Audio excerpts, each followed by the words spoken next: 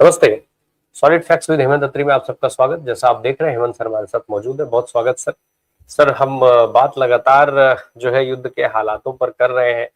Finally in सबके बीच में जो सबसे बड़ी खबर और सबसे सर्वाधिक मुझे लगता है चर्चा का विषय रहा, वो मोदी जी और ट्रंप की बातचीत को लेकर के रहा। लगातार ये सवाल उठाए जा रहे थे कि मोदी जी खाड़ी देशों से बात कर रहे हैं, इधर उधर के देशों से बात कर रहे हैं, लेकिन सीधे ट्रंप से या नेतन्याहू से बात क्यों नहीं कर रहे हैं।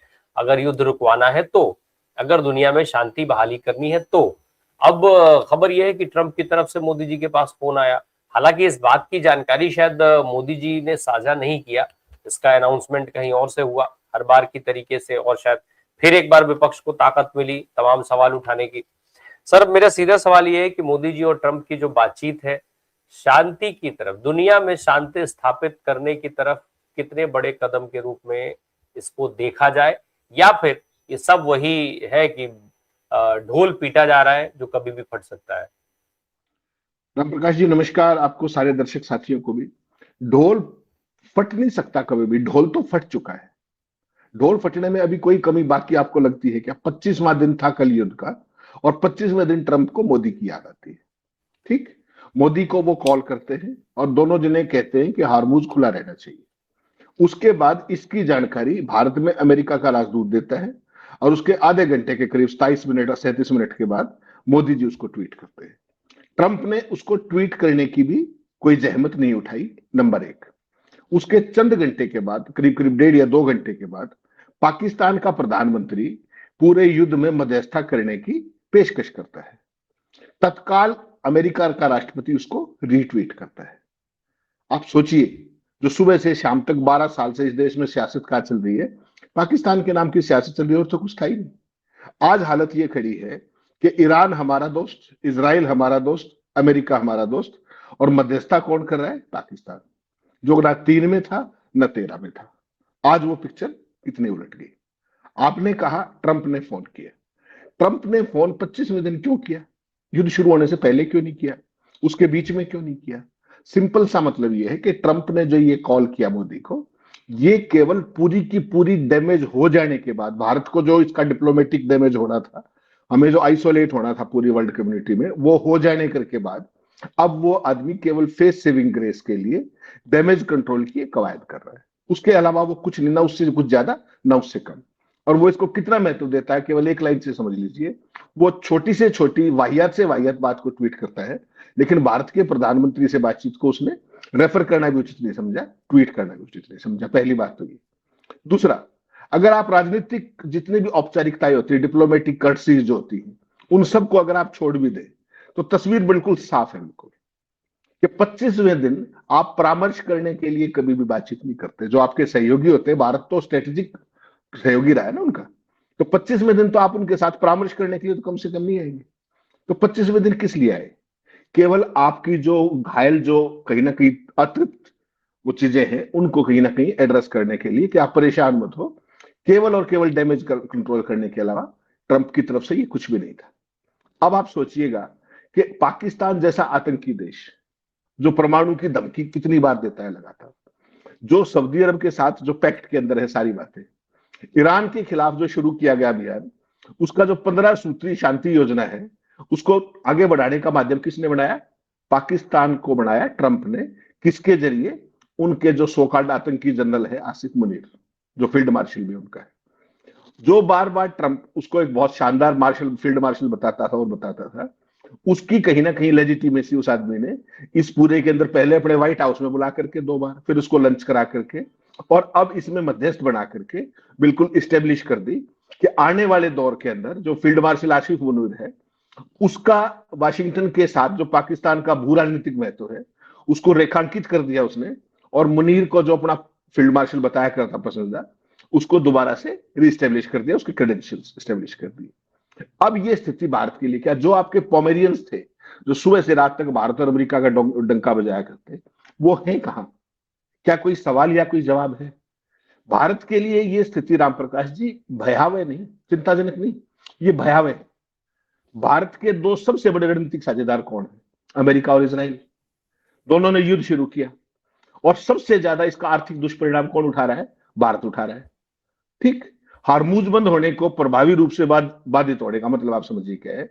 भारतीय मूल माल जितना भी था उसकी ढुलाई के जोखिम सारे के सारे आ गए।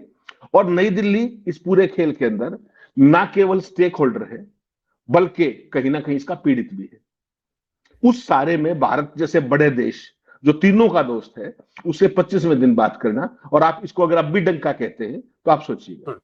नहीं सब सर, हम उस पे शहबाज शरीफ और पाकिस्तान पे अलग से आ जाएंगे। जरा हम एक चीज समझना चाहते हैं, सबको पता है कि इस समय ट्रंप फंस गए हैं, बुरी तरीके से फंस गए हैं, और ऐसे फंसे हुए समय पे मोदी को ट्रंप ने कॉल किया है, मोदी जी ने कॉल नहीं किया है।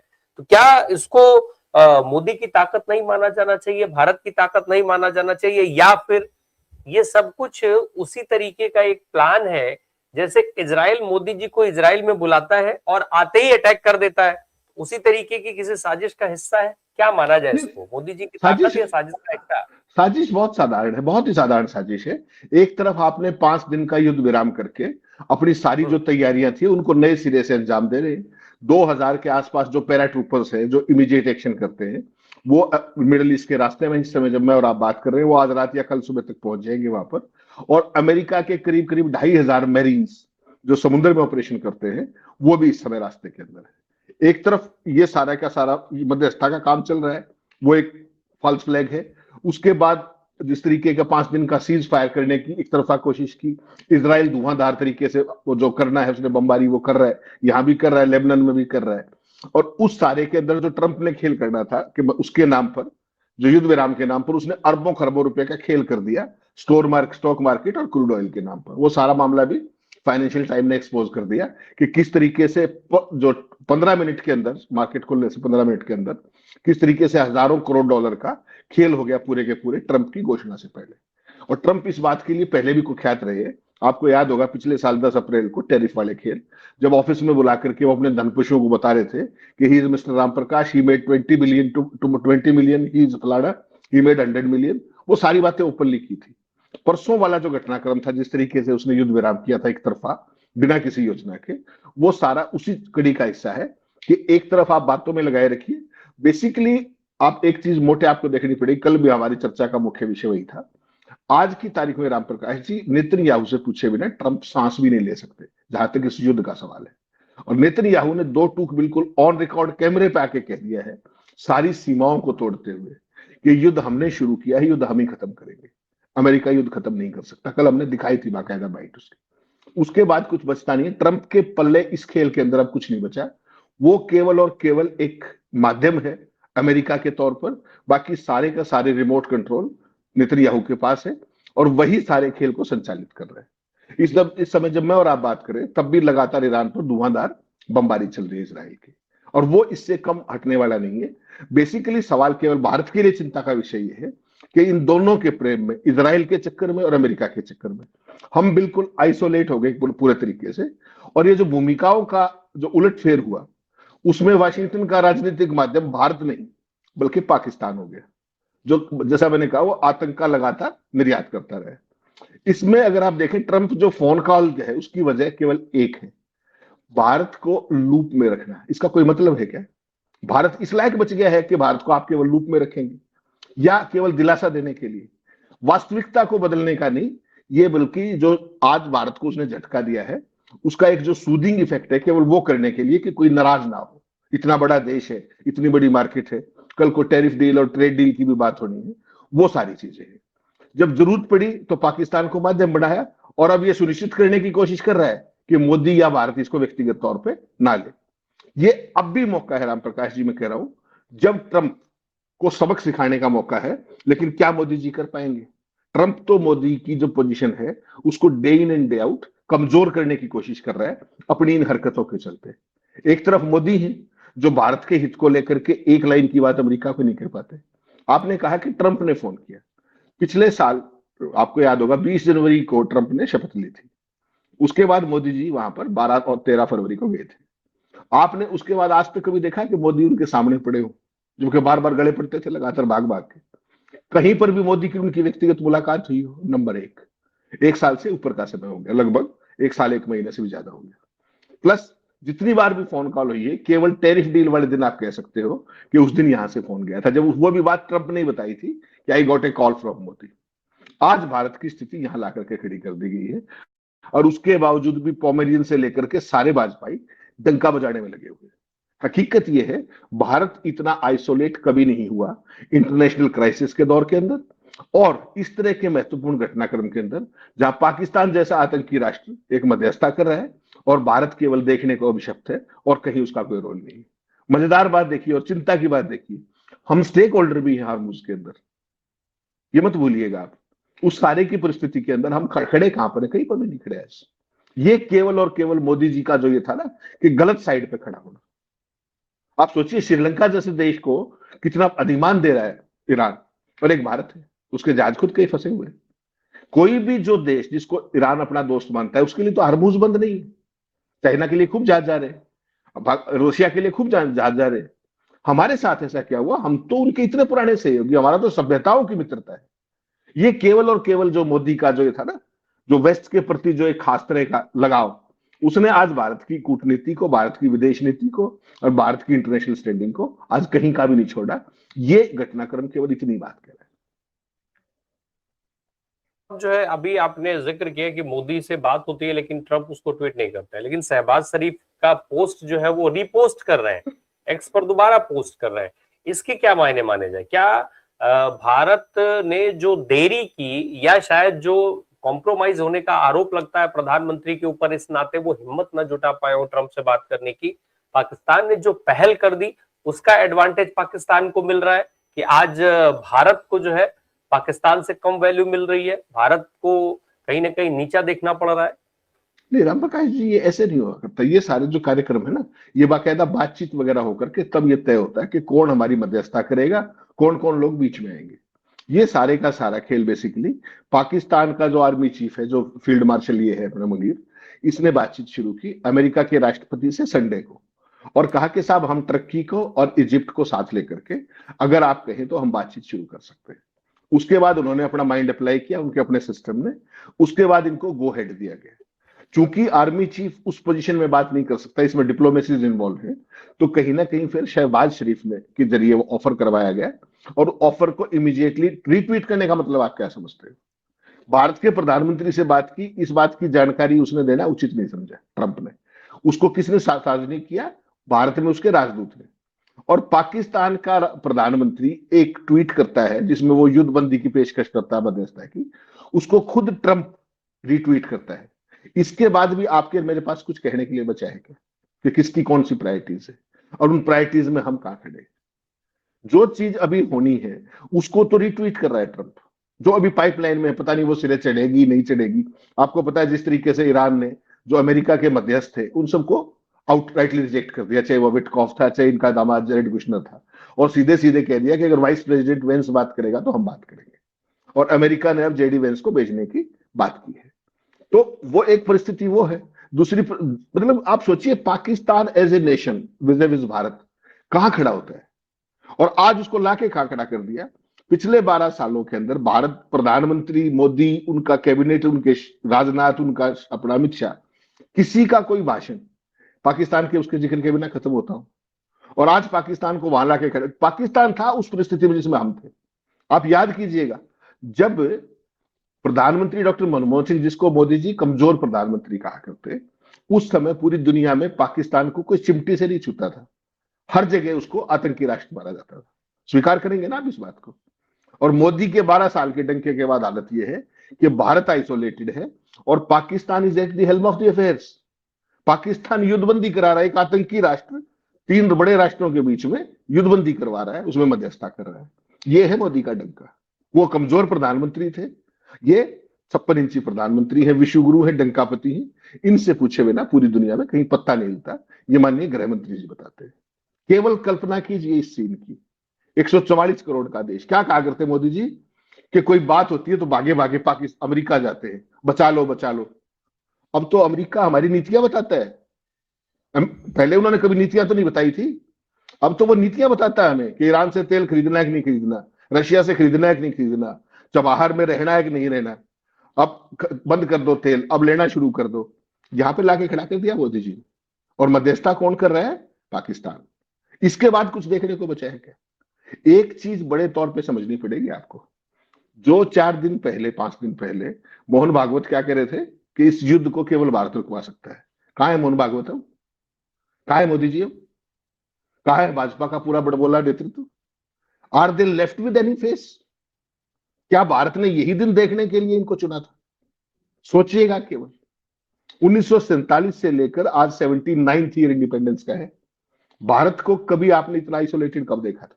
जब हमारे पास कुछ भी नहीं था, जब हम रिलेटिवली बहुत वीक नेशन थे। आज तो हमारी इंटरनेशनल स्टैंडिंग है, दुनिया की चौथी सबसे बड़ी इकोनॉमी, सबसे बड़ा बाजार हम, सबसे तेजी से बढ़ने वाली इकोनॉमी हम। उसके बाद अगर आप यहां खड़े हुए हो तो आप कल्पना कीजिए ये देश जा कहां पे रहा है। ये जो डंके बजा रहे हो आप अमेरिकन के थ्रू, ये कितने दिन आपका काम चला देंगे? कभी तो सीरियस थॉट करनी पड़ेगी आपको, विद इन कभी इंट्रोस्पेक्ट करना पड़ेगा, कभी आत्म मंथन करना पड़ेगा कि इन 12 साल में जो अरबों रुपए आपने जो डंका बजाने पे लगाया विदेश में, हा हा ही हू पे, उसका परिणाम तो ये नहीं है। और क्या आप भी नहीं समझ पा रहे हैं? आप बताइए, 25वें दिन भारत के प्रधानमंत्री से ट्रंप बात कर रहे हैं और हम 4-9 की बात करके छोड़ देते हैं कि बात हुई, हम हारमुज को खुला रखने पे सहमत है। मेरा आपसे सवाल केवल एक लाइन का है कि हारमुज हमारे लिए बंद क्यों? ईरान क्या कह रहा है? हमारे सभी मित्र देशों के लिए हारमुज खुला हुआ है, विच इज ए फैक्ट। तो क्या हम ईरान के मित्र नहीं रहे? कहो ना आप, कहिए। प्रधानमंत्री जी को तो बातें करने का बड़ा शौक है, लोकसभा में भी बोले, राज्यसभा में भी बोले। ये नहीं बताया कि भारत के साथ हारमुज बंद क्यों है। क्या हमने वास्तव में हम ईरान और अमेरिका के साथ खड़े हो गए? भारत तो एक गुटनिरपेक्ष देश था। कैसे आप अमेरिका की गोदी में बैठे हुए हो? कैसे इसराइल की गोदी में बैठे हुए हो? आपका लाभ हो तो फिर भी बैठ जाइए, आप तो कंप्लीटली आइसोलेट हो गए। पाकिस्तान की जगह आपने ले ली। पहले पाकिस्तान से कोई बात नहीं करता था, आपसे कोई बात नहीं करता। इतने बड़े युद्ध में पाकिस्तान जैसा पिद्दी देश वो मध्यस्थता कर रहा है और आप साइड में बैठे बैठे आप दर्शकों के उसमें बैठे हो दीर्घा के अंदर, और फिर आपका डंका बज रहा है। ये जो डंका है सर, डंके जो एक एक बहुत इंपॉर्टेंट चीज आपने कही, जेडी वेंस की बात, ईरान की तरफ से जो डिमांड रखी गई है, दो चीजें हैं। एक तरफ सीज फायर की बात ट्रम्प कर रहे हैं, दूसरी तरफ सैन्य तैयारियां हो रही हैं। ये बात ईरान ने भी कही थी और आपने इस बात का खुलासा बाकायदा इंटरनेशनल मीडिया कर रही है, जो जिसका जिक्र अभी आपने किया। दूसरी तरफ जेडी वेंस की बात हो रही है कि जेडी वेंस को भेज रहा है अमेरिका। तो ये दोनों चीजें एक साथ कैसे चल सकती हैं? क्या वास्तव में ट्रम्प केवल ईरान को नहीं, अमेरिका को नहीं, पूरी दुनिया को बेवकूफ बनाने का काम कर रहे हैं क्या? या फिर वो खुद बेवकूफ बन रहे हैं? क्या समझा जाए इसको? राम प्रकाश जी, ट्रंप बेवकूफ बन नहीं रहे, बेवकूफ साबित हो चुके। अब केवल और केवल इस युद्ध का आउटकम देखना है। और युद्ध का आउटकम मैंने आपको 28 फरवरी को पहले अटैक के बाद बता दिया था कि किसी भी कीमत पर अमेरिका और इजराइल इस युद्ध को जीत नहीं सकते। और वो परिणाम अब आपके सामने। आप कुछ भी कर लो, आप कर क्या सकते हो? आपके पास बर्बादी है, तबाही है, आपके पास बम है, कर लीजिए ईरान के अंदर जो करना है। जीत तो नहीं पाए ना। आपका सिंपल स्टेटेड ऑब्जेक्टिव था वहां पर रिजीम चेंज करना, क्या आपने कर दिया? जवाब है ना। आज की तारीख में ट्रंप से लेकर के, मोदी से लेकर के, इजराइल से लेकर के, सबकी एक लाइन क्या है कि हारमुज खुला होना चाहिए। यहां पे लाके खड़ा कर दिया युद्ध को बस। फिर जीता कौन? ईरान ने कहा था कि हम हारमुज बंद कर देंगे, उन्होंने हारमुज बंद कर दिया, तो तुम्हारी ताकत तो नहीं रहेगी। फिर विजेता कौन हुआ? सोचिएगा। और आईआरजीसी के कमांडर जिस तरीके के बयान दे रहे हैं, मैं कह रहा हूं अद्भुत है। उन्होंने क्या कहा कि आप युद्ध जीतने की बात करते थे, आप तो बात भी खुद सही कर रहे हो, हमसे तो कोई बात हो ही नहीं रही। आउटराइटली रिजेक्ट कर दिया कि हमसे कोई बातचीत नहीं हो रही है। ट्रंप 2 दिन से यही गा रहे हैं कि हमें बहुत बड़ा इनाम आया है वहां से, ईरान से। ना इनाम का नाम बता रहे। उनका जो डिफेंस सेक्रेटरी है, युद्ध सचिव जिसको बोलते हैं, पीटर हेगसेथ, वो ट्रंप के साथ खड़ा होकर के ये कह रहा है कि हम ईरान को नेस्तनाबूद कर देंगे, नष्ट कर देंगे, और हमारी जो बार्गेनिंग है वो बमों से होती है, हमारा मोल भाव बमों से होता है। ये किसी देश की कूटनीतिक या राजनीतिक भाषा है या एक आतंकी की भाषा है? राष्ट्रपति साथ खड़ा हुआ है और देश का रक्षा मंत्री ये कह रहा है कि हम बार्गेन करते हैं बमों के साथ। आप केवल कल्पना कीजिएगा। और इसीलिए विदेश मंत्री ने कहा कि पूरी दुनिया का, ईरान के विदेश मंत्री अरागची ने कहा कि पूरी दुनिया के अंदर जो इंटरनेशनल कानून था वो मर चुका है। कितनी बड़ी। जर्मनी के राष्ट्रपति ने कहा कि जो अपना हमला हुआ है ईरान पे, ये इंटरनेशनल लॉज की वायलेशन है। उसको रिट्वीट करते हुए अरागची ने कहा कि पूरी दुनिया में जो अंतर्राष्ट्रीय कानून था वो मर चुका है। तो ट्रंप तो बेसिकली बेवकूफ साबित है, और बेवकूफ नहीं, उसके लिए बेस्ट शब्द है कंप्रोमाइज्ड। ट्रंप अमेरिका का कंप्लीटली कंप्रोमाइज प्रेसिडेंट साबित हो रहा है इसराइल के हाथों में। उसके रीजंस एक भी ऐसा नहीं है जो आपको ना पता हो, मुझे ना पता हो या दुनिया को ना पता हो। अमेरिका को ही पता है। और जेडी वांस जो है इस पूरे खेल में, ट्रंप ने देखिए कितना कलाकार आदमी है, कहा कि पीटर हेगसेथ जो युद्ध मंत्री है उस वो सबसे पहले कह रहा था लड़ाई करो। जेडी वांस नहीं चाहता था लड़ाई होना, लेकिन वो उसने सख्ती से विरोध भी नहीं किया। तो वो अपनी टीम को कहीं ना कहीं बचाने की भी कोशिश कर रहा है, कहीं इस पूरे खेल में आइसोलेट ना हो जाए। एंटी टेररिज्म के जो चीफ था उनका, वो इस्तीफा देके चला गया ट्रंप का। जो इंटेलिजेंस की चीफ है तुलसी गबार्ड, उसने साफ कांग्रेस के अंदर अपनी गवाही में कह दिया कि ईरान हम पर कोई हमला करने वाला नहीं था, ईरान का पास कोई परमाणु हथियार नहीं थे, ना ईरान बहुत जल्दी हथियार बढ़ाने की स्थिति में था। ये सारी बातें ऑन रिकॉर्ड कांग्रेस को कही है उसने। तो फिर हमला क्यों किया गया? हमले का कारण पहले दिन से क्लियर है, एप्स्टीन की ब्लैकमेलिंग से। उधर इजराइल उनकी और वीडियो जारी करने वाला था, इधर अमेरिका के अंदर आपको पता है यूएस कांग्रेस ने कानून बना दिया था, उन सबको डिपार्टमेंट ऑफ जस्टिस रोके हुए। जो फाइलें 35 लाख के आसपास फाइलें हैं, जिस दिन वो फाइलें बाहर आ गई, ट्रंप क्या करेंगे? तो Trump is a completely compromised president as far as US is concerned, और उसका पूरा खामियाजा पूरी दुनिया भुगत रही है। पूरी दुनिया भुगत रही है उसका, ये देखना पड़ेगा आपको। और अमेरिकन एस्टेब्लिशमेंट में एक स्टेज तक ट्रंप आगे बढ़ पाएंगे। जिस दिन ये सारी चीजें बाहर आने लगेंगी, उनकी पोजीशन भी अनटेनेबल हो जाएगी। You take it from me. अब एक सवाल जो उठ रहा है सर कि जब ये सारी चीजें, जब ये सारी कवायदे फिर हो क्यों रही हैं, चाहे वो दुनिया के दूसरे देशों के तमाम राजनयिकों से बात करना, नेताओं से बात करना, सीज फायर का अनाउंसमेंट करना, दूसरी तरफ ये कह देना कि हमें बहुत बड़ा गिफ्ट मिल रहा है, ईरान हमसे डील करना चाहता है, इन सब चीजों के मायने क्या है? क्या ये सब कुछ सिर्फ और सिर्फ टाइम बाई कर रहे हैं ताकि लड़ाई किसी तरीके से और पैनिक बढ़े और जो है लड़ाई को आगे बढ़ाया जा सके, जैसा सऊदी के जो है मुखिया ने मांग रखी है, इच्छा जताई है? ये लड़ाई ही राम प्रकाश जी दो लोगों की। इजराइल ने सऊदी के जरिए ट्रंप को प्रॉम्प्ट किया कि आप इसको करिए। पहले दिन से ये खेल है। और अब भी सऊदी अरब का जो राजकुमार है श्रीमान जी, उसकी कोई वो पिपासा बड़ी थोड़ी है। केवल दो ही लोग हैं, सऊदीज और इजरायली, जो ईरान को नेस्तनाबूद करवाना चाहते हैं। उनको ये लगता है कि ईरान को नष्ट करके वो सदा के लिए सुरक्षित हो जाएगी। इस बड़ी गलतफहमी में है। इसमें ऐसा ना हो। आपको पता है कि पिछले 26वां दिन है आज युद्ध का, इसमें जो पूरे का पूरा जो यूएई है, ये जो गल्फ का रीजन है, इसकी जो क्रूड की क्षमता है, ये सारी चीजें ईंधन की, ये 25% तक डैमेज हो चुकी है। अगर ये लड़ाई जिस तरीके का इंटेंसिटी बढ़ाने की कोशिश कर रहे हैं ट्रंप और नेतन्याहू मिलकर के, अगर ये और बढ़ी तो पूरी दुनिया की दूरगामी जो लंबे समय तक जो लॉन्ग टर्म की जो सुरक्षा है, ऊर्जा सुरक्षा, उसका क्या होगा? क्या सऊदी अरब प्रिंस ने ये नहीं सोचा, क्राउन प्रिंस ने कभी?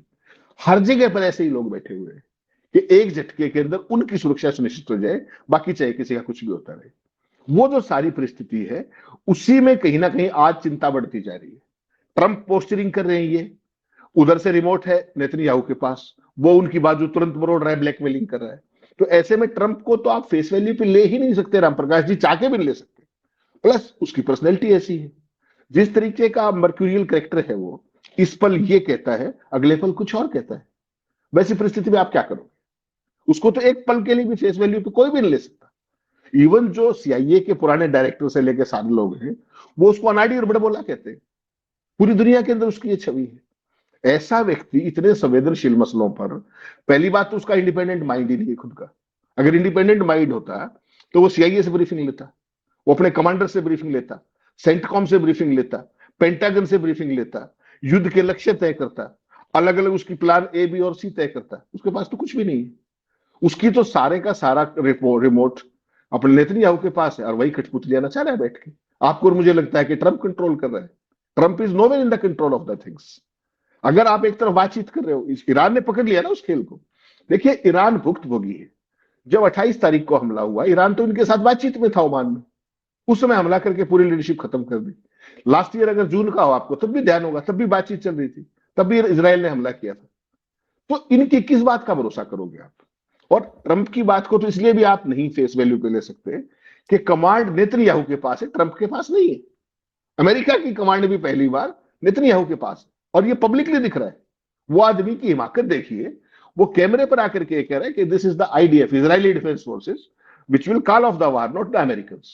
इससे आगे और क्या कहेंगे आप? अमेरिकन का जो कुछ हो रहा है सारी दुनिया देख रही है। मतलब एक दुनिया की इतनी बड़ी शक्ति, वर्ल्ड जो पावर, आज तो वो है क्या? वो चीयर लीडर से आगे ट्रंप कुछ भी नहीं, जो मर्जी आए बोलता है। उसकी बात को कौन सीरियसली ले रहा है? उसके तो जो बयान है वो केवल शेयर मार्केट और क्रूड के जो प्राइसेस है उनको मैनिपुलेट करने के अलावा कुछ भी नहीं है। हकीकत तो ये है, इसको आप जैसे कोई इसको ले चाहे ना ले, हकीकत है। बिल्कुल। अब ये हकीकत दुनिया के सामने खुल चुकी है, किस तरीके से धोखे का पूरा प्लान तैयार किया गया और कैसे दुनिया की आंखों में धूल झोंकी जा रही है। अमेरिका जिन चीजों के लिए जाना जाता है वही नीतियां इस समय भी वो इस्तेमाल कर रहा है, लेकिन इन सबसे सब में जो सबसे अहम चीज है वो ये कि ईरान जो इस समय इसराइल और अमेरिका के साझे मार को झेल रहा है, वो इन पूरी रणनीतियों को साफ तौर पे समझ रहा है और दुनिया के सामने बार बार लगातार खोल करके रख रहा है। पाकिस्तान और नरेंद्र मोदी जी की जो एक जहां तक बात है वो बिल्कुल एक अलग सिनेरियो में दुनिया के सामने रखने की कोशिश ट्रंप कर रहे हैं। देश के लोग कितना समझते हैं, दुनिया कितना समझती है, ये उनके ऊपर छोड़ा जाना चाहिए। बहुत शुक्रिया सर हमसे बात करने के लिए। Thank you so much.